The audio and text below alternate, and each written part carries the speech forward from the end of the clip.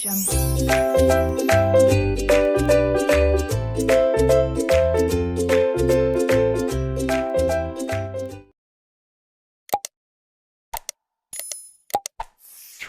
Everyone, how are you all today.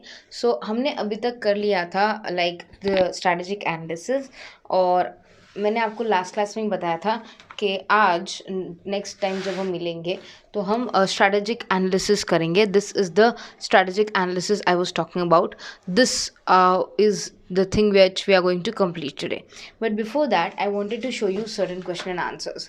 अगर exam में आपसे पूछा जाए कॉर्पोरेट स्ट्रैटेजी क्या है फॉर ओनली 1 मार्क और 2 mark for very short question, तो आप आंसर करेंगे corporate strategy is concern with generalisation and allocation of corporate resources.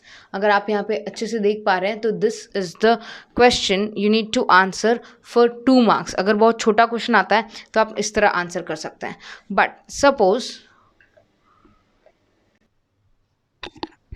अगर आपसे पूछा जाए कि what is corporate level strategy, तो आपको ये सारी चीज़ें एक्सप्लेन करने की ज़रूरत है।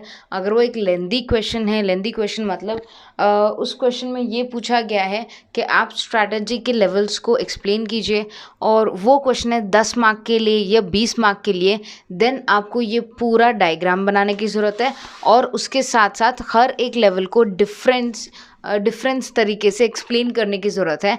और अगर डिफरेंस पूछा जाता है तो आप टैबुलर रिप्रेजेंटेशन से बहुत इजी तरीके से एक डिफरेंस बना सकते हैं, जो कि बहुत ही इफेक्टिव लगेगा during the examinations. So now आपको ये समझने की भी ज़रूरत है कि ऑफकोर्स आप कंसेप्ट समझ रहे हो, that is very good, but you also need to understand कि अगर क्वेश्चन आया, शॉर्ट क्वेश्चन है या लेंदी क्वेश्चन है, उसके हिसाब से आपको आंसर करना भी आना चाहिए कि शॉर्ट क्वेश्चन के लिए आप कितना आंसर करें एंड लेंदी क्वेश्चन के लिए आप कितना आंसर करें। ओके, सो ये तो हो गई हमारी क्वेश्चन आंसर्स की बात। Let's continue with the last topic which we are doing, that was strategic analysis. Okay, तो मैंने बताया था कि स्ट्रैटेजिक एनालिसिस जब हम नेक्स्ट बार मिलेंगे तो मैं आपको एक डायग्राम के रूप में स्ट्रैटेजिक एनालिसिस को पढ़ाऊंगी। तो स्ट्रैटेजिक एनालिसिस में बेसिकली पहले 2 चीज़ें आती हैं, इंटरनल एनालिसिस और एक्सटर्नल एनालिसिस। एक्सटर्नल एनालिसिस में हम जो ऑर्गेनाइजेशन के बाहर जो फैक्टर्स हैं जिसको हम कंट्रोल नहीं कर सकते, जिसको हम इन्फ्लुएंस नहीं कर सकते, बट ये बहुत बड़ा इम्पैक्ट क्रिएट करती हैं इनटू आर बिजनेस, हम उनको स्टडी करेंगे। सो एक्सटर्नल एनालिसिस में हम पढ़ सकते हैं related to consumer analysis, competitor analysis, market analysis और एनवायरमेंटल एनालिसिस। इन चारों को एनालाइज कर सकते हैं हम लोग कि कस्टमर किस प्रकार के हैं, कॉम्पिटिटर्स क्या क्या कर रहे हैं, मार्केट में क्या क्या चेंजेस हैं और एनवायरनमेंट में क्या क्या चेंजेस हैं। इंटरनल एनालिसिस के लिए हम समझ सकते हैं हमारा परफॉर्मेंस, कंपनी का परफॉर्मेंस, और कंपनी की डिटर्मिनेट एनालिसिस कि कंपनी आगे जाके और क्या क्या प्लान कर रही है। ये दोनों मेन एनालिसिस कर सकते हैं हम फॉर इंटरनल एनालिसिस। अब अगर हम एक्सटर्नल एनालिसिस करते हैं, सपोज अगर हम एक्सटर्नल एनालिसिस करते हैं तो एक्सटर्नल एनालिसिस की वजह से हमें पता चलता है related to the opportunities, threats, trends, strategic uncertainties, market uncertainties, business uncertainties. तो एक्सटर्नल एनवायरनमेंट को पढ़ने का फ़ायदा ये है कि हमें ये सारी चीज़ों की इन्फॉर्मेशन मिलती है।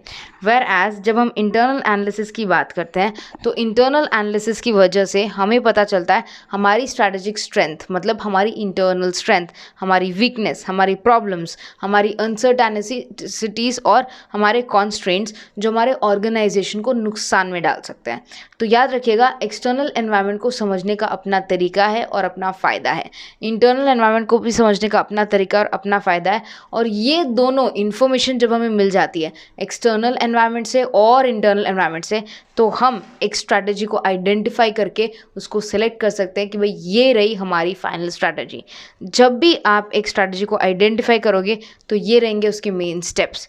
You will identify the strategic alternatives. आप वेरियस ऑल्टरनेटिव्स देखोगे कि शायद हम ये कर सकते हैं, शायद हम वो कर सकते हैं। सारे ऑल्टरनेटिव्स देखने के बाद आप एक स्ट्रैटेजी को सेलेक्ट करोगे। कैसे सेलेक्ट करोगे? सारे स्ट्रैटेजीज़ के एडवांटेजेस देखोगे, डिसएडवांटेजेस देखोगे, रिस्क इन्वॉल्व, ये सारे फैक्टर्स कंसिडर करोगे और फिर फाइनली आप एक स्ट्रैटेजी को सेलेक्ट करोगे। स्ट्रैटेजी को सेलेक्ट करने के बाद इम्प्लीमेंट करोगे। इम्प्लीमेंट करने के बाद आपको पता चलेगा कि वो स्ट्रैटेजी सक्सेसफुल रही या नहीं। इसका मतलब आप रिव्यू करोगे अपनी स्ट्रैटेजी को, आप ये देखोगे that your strategy was successful और not. So this is the strategic analysis which we were talking about. अगर एग्जाम में ऐसा कोई क्वेश्चन आए और आप इस तरह से टैबुलर रिप्रेजेंटेशन करो तो आपका एक बहुत इफेक्टिव रिप्रेजेंटेशन होगा. आपका इन्विजिलेटर बहुत ही मतलब आपसे इम्प्रेस हो जाएगा कि yes you know a lot about the subject जो आप लिख रहे हैं. Okay, now in the next class, जो कि एक इम्पॉर्टेंट टॉपिक है जो काफ़ी लोग कंफ्यूज होते हैं, जिसमें स्वॉट एनालिसिस. स्वॉट एनालिसिस सिर्फ कॉमर्स के लिए नहीं है. स्वॉट analysis has a very large scope. ये बहुत सारे लोग यूज़ करते हैं to understand various concept, various topics, various things and situations. तो याद रखिएगा, स्वॉट एनालिसिस आप अपने एजुकेशन में यूज़ कर सकते हैं, अपने फाइनेंसेस में यूज़ कर सकते हैं, प्रॉब्लम्स में यूज़ कर सकते हैं. It is a very very practical approach और अ मॉडल.